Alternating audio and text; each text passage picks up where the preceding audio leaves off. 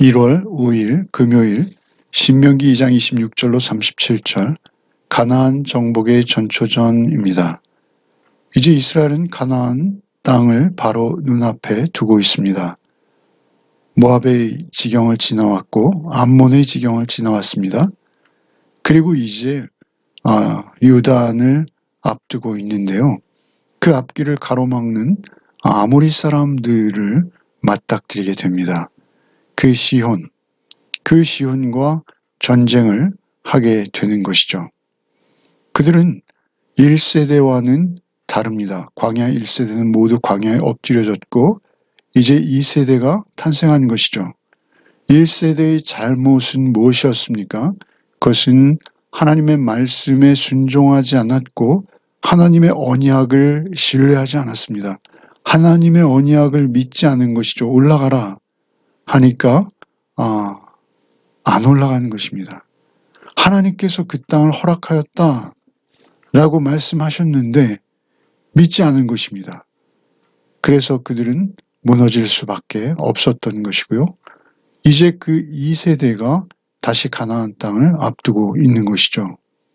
그들에게 있어서 가장 절실한 것은 무엇입니까? 그것은 하나님의 언약을 믿는 것입니다. 뿐만 아니라 그 언약대로 순종해서 그들의 삶을 감당해 내야만 하는 것이죠. 이것이 우리의 믿음 생활이요, 우리의 영적 전쟁인 것입니다. 하나님을 온전히 신뢰하고 하나님을 신뢰하는 그 믿음으로 우리의 삶을 하나님 앞에서 하나님과 함께 살아내는 것, 그것이 우리에게 가장 중요한 신앙의 핵심이 되는 것이죠. 26절부터 읽겠습니다. 내가 그대못 광야에서 헤스본 왕 시온에게 사자를 보내어 평화의 말로 이르기를 나는 내 땅으로 통과하게 하라. 내가 큰 길로만 행하고 좌로나 우로나 치우치지 아니하리라. 너는 돈을 받고 양식을 팔아 내가 먹게 하고 돈을 받고 물을 주어 내가 마시게 하라. 나는 걸어서 지날 뿐인즉 세일에 거주하는 에서 자손과 아래에 거주하는 모압 사람이 내게 행한 것 같이 하라. 그리하면 내가 요단을 건너서 우리 하나님 여호와께서 우리에게 주시는 땅에 이르리라 하였으나 헤스본 왕 시온이 우리가 통과하기를 허락하지 아니하였으니 이는 내 하나님 여호와께서 그를 내 손에 넘기시려고 그의 성품을 완강하게 하셨고 그의 마음을 완고하게 하셨음이 오늘과 같으니라. 그때 여호와께서 내게 이르시되 내가 이제 시온과 그의 땅을 내게 넘기노니 너는 이제부터 그의 땅을 차지하여 기업으로 삼으라 하시더니 이제 26절에 그대못 광야에서 헤스본 왕 시온에게 사자를 보내게 되는 것이죠. 그들이 지나야 하는 길목입니다. 그래서 먼저 평화의 말로 이르기를 그냥 통과하기만 하라. 특별히 큰 길로 행하고 좌로나 우로나 치우치지 않을 것이다. 특별히 큰 길이라고 말하고 있죠.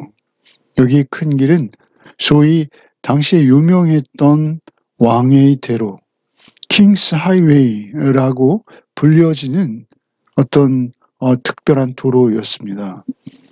그리 전쟁에 또는 상업적 교역에 이용되어지는 아주 유명한 길이었고 그 길로만 행하고 좌로나 우로나 치우치지 아니할 것이다. 오히려 양식과 물도 길 주변에 있다 해서 우리가 그것을 마음대로 취하지 않겠고 너희들에게 반드시 돈을 지불하고 가겠다. 이렇게 제안하는 것이죠. 이것은 율법이 명한 전쟁법입니다. 먼저 화친을 제의하는 것이죠. 그러면서 자신들이 지나온 과정에 있었던 두 경우를 예로 드는 것이죠. 에서의 자손과 모압에게 내가 행한 것 같이 너도 그저 길을 터주기만 하면 아무 일이 없을 것이다 라는 것이죠.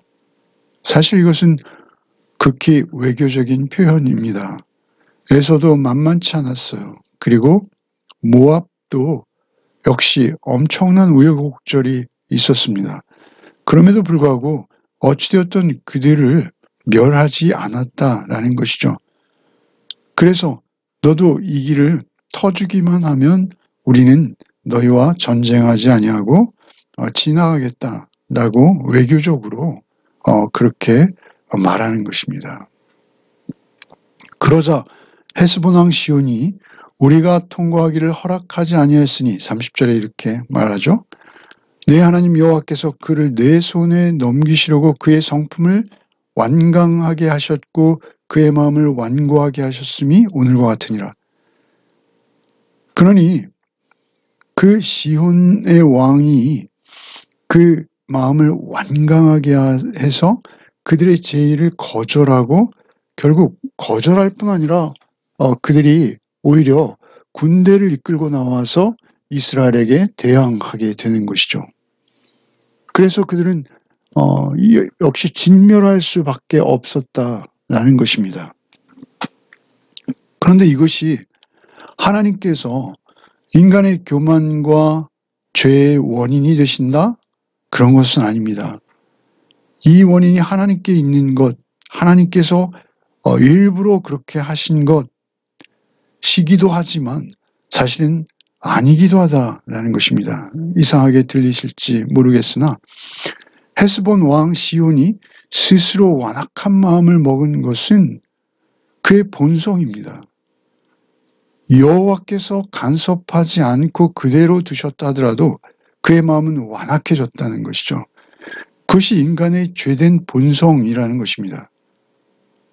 결국 하나님께서 인간의 마음을 붙들어주지 않는 한 타락한 인간은 스스로 자멸할 수밖에 없는 그런 운명적 제한을 가지고 있다, 제한성을 가지고 있다라는 것입니다. 그 성품을 완강하게 하셨고 그의 마음을 완고하게 하셨음이 오늘과 같으니라 라는 것은 하나님께서 적극적으로 그렇게 하셨다는 것이 아니라 하나님께서 그를 유기하셨다. 하나님께서 그에게 간섭하지 않으셨다. 그의 마음을 하나님께서 돌이켜 주시거나 붙들어 주시지 않으셨다. 이렇게 우리는 해석해야 하는 것입니다. 31절에 그때 여호와께서 내게 이르시되 내가 이제 시혼과 그의 땅을 내게 넘기노니 너는 이제부터 그 땅을 차지하여 기업으로 삼으라 하시더라. 넘긴다. 이것은 주다, 위임하다, 허락하다 이런 의미입니다. 전쟁은 하나님께 있는 것이죠. 그 전쟁의 승패는 오직 하나님 뜻 안에 있습니다. 이제 그들은 하나님의 이 말씀에 순종하는가 순종하지 않는가의 여부만 남겨 있는 것이죠. 하나님께서는 이미 승리를 약속하셨고 그 약속을 믿고 싸울 때 그 싸움에는 패배할 수 없는 것이죠. 오늘날 우리의 영적 싸움도 동일한 원리와 구조입니다.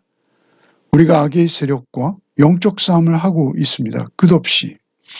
그때 우리에게 중요한 것은 하나님의 말씀에 대한 순종입니다. 내가 말씀을 계속 듣고 있는가? 내가 세상 끝날까지 너희와 함께 있으리라. 나는 하나님의 약속에 언약을 붙들고 하나님과 함께 그 전쟁에 임하고 있는가? 그 전쟁은 결코 우리의 능과 힘으로 이길 수 없는 전쟁이기에 하나님께서 우리와 함께 하셔서 성령께서 우리를 인도하실 때 우리는 승리할 수 있게 되는 것입니다. 32절부터 읽겠습니다. 시온이 그의 모든 백성을 거느리고 나와서 우리를 대적하여 야하스에서 싸울 때 우리 하나님 여호와께서 그를 우리에게 넘기심에 우리가 그와 그의 아들들과 그의 모든 백성을 쳤고 그때 우리가 그의 모든 성읍을 점령하고 그의 각 성읍을 그 남녀와 유아와 함께 하나도 남기지 아니하고 진멸하였고 다만 그 가축과 성읍에서 탈취한 것은 우리의 소유로 삼았으며 우리 하나님 여호와께서 그 모든 땅을 우리에게 넘겨주심으로 아르논 골짜기 가장자리에 있는 아로엘과 골짜기 가운데 있는 성읍들로부터 길앗까지 우리가 모든 성읍을 점령하지 못한 것이 하나도 없었으나 오직 암몬 족속의 땅 야복 강가와 산지에 있는 성읍들과 우리 하나님 여호와께서 우리가 가기를 금하신 모든 곳은 내가 가까이 하지 못하였느니라. 이제 32절에 시온이 그의 모든 백성을 거느리고 나와서 우리를 대적하여 야하스에서 싸울 때 그 평화의 제안을 했음에도 불구하고 그들은 역시 완고한 모습으로 백성들을 모두 거느리고 나와서 전면전을 벌이는 것이죠. 그리고 전쟁은 의외로 간단하게 끝납니다. 33절에 우리 하나님 여호와께서 그를 우리에게 넘기심에 우리가 그와 그의 아들과 아들들과 그의 모든 백성을 쳤고, 그러니까 그냥 전쟁은 뭐 어떤 복잡한 구조와 과정을 거치는 것이 아니라 전쟁을 치루었나 싶을 정도로 그렇게 싱겁게 전쟁의 상황을 성경은 기록하고 있다라는 것이죠. 왜 그렇습니까? 여호와께서 하나님께서 이미 작정하셨어요. 이스라엘은 사실 변변한 무기도 없고 군사적인 훈련도 받지 못했고, 그리고 오히려 시온은 든든한 성벽을 가지고 그 자리에서 엄청난 방어력을 가지고 있었던 사람들이었을 것이 뻔한 것이죠. 그럼에도 불구하고 전쟁은 너무도 싱겁게 이스라엘의 승리로 귀결되고 말았다라는 것이죠. 그것은 이스라엘이 강해서인데요. 그 강함은 이스라엘 자신이 강한 것보다는 하나님께서 그들과 함께 하셨기에 그렇다라는 것이죠.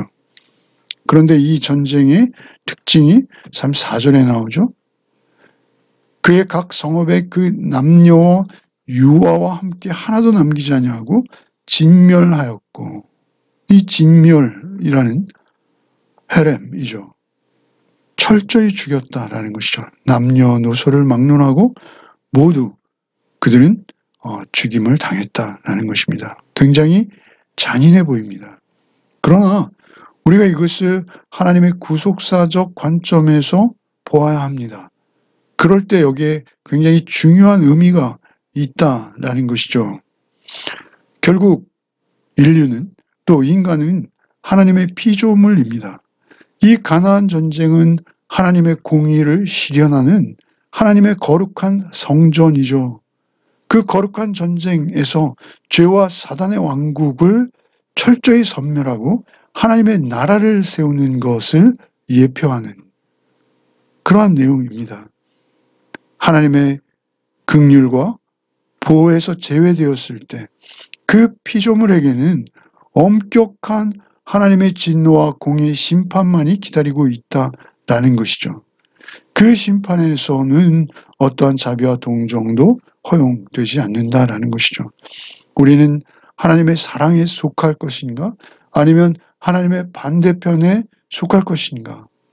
이것만이 우리의 선택지다라는 것이죠.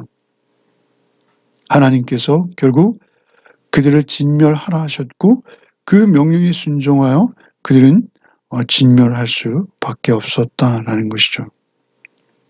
30절에 다만 가축과 성읍에 탈취한 것은 우리의 소유로 삼았으며 우리 하나님 여호와께서 그 모든 땅을 우리에게 넘겨주심으로 아르논 골짜기 가장자리에 있는 아로엘과 골짜기 가운데 있는 성읍으로부터 길랏까지 모든 성읍을 점령하지 못한 것이 하나도 없었으나 37절에 오직 암몬 족속의 땅 야복 강가와 산지에 있는 성읍들과 우리 하나님 여호와께서 우리가 가기를 금하신 모든 곳은 내가 가까이 하지 못하였느니라. 그들은 특별히 모압의 후손이 그 암몬에게 준 땅은 하나님께서 범하지 말도록 그렇게 조치하셨죠. 그리고 그들은 거기에 철저히 순종하는 모습으로 반응합니다. 그들의 순종은 그들의 1세대의 불순종과 너무나 다른 것이죠. 이제는 온전한 순종으로 하나님 앞에 반응할 준비가 된 것입니다. 그들이 이제 가나안 정복 전쟁에 임할 수 있는 태도가 그들에게 이제 갖추어진 것이죠. 그들이 하나님의 말씀을 따라 좌로나우로 치우치지 아니하고 그리고 그 말씀의 온전한 순종으로 반응하였을 때 그들은 그들보다 몇 배나 강한 그러한 자들을 아무 변변한 무기도 또 작전도 없이 이제 하나님의 말씀을 따라 가나안으로 정복 전쟁을 벌이기 시작하는 것이죠. 오늘 우리 하루의 삶도 우리는 영적 전쟁 가운데 있습니다. 세상은 너무도 난공불락의 성들처럼 우리 앞을 가로막고 있습니다. 그러나 하나님의 역사만이 승리의 역사입니다. 하나님의 역사하심만이 모든 것을 선함으로 이끄실 수 있는 것이요. 결국 의가, 공의가 승리한다라는 사실을 오늘도 잊지 아니하고 오직 그 의로우심을 쫓아 한날의 삶을 살아내는 복이 저와 여러분에게 있기를 바랍니다. 기도하시겠습니다. 주님, 감사합니다. 오늘도 주의 말씀으로 또 하루를 시작하게 하시니 참으로 감사합니다. 주님, 오직 주님의 말씀을 신뢰하며 말씀의 온전한 순종으로 한날을 주님 앞에 드리게 하여 주옵소서. 우리의 삶이 녹록지 아니하고 우리의 앞을 가로막는 상황들이 너무나 두터운 성벽과 같아도 오직 하나님이 나와 함께 하시며 하나님 내 안에 거하시며 하나님께서 나의 지혜와 능력이 되심을 신뢰하고 하루를 승리하는 오늘 또 삶이 되게 하여 주옵소서. 예수 그리스도 이름 받들어 기도하옵나이다. 아멘.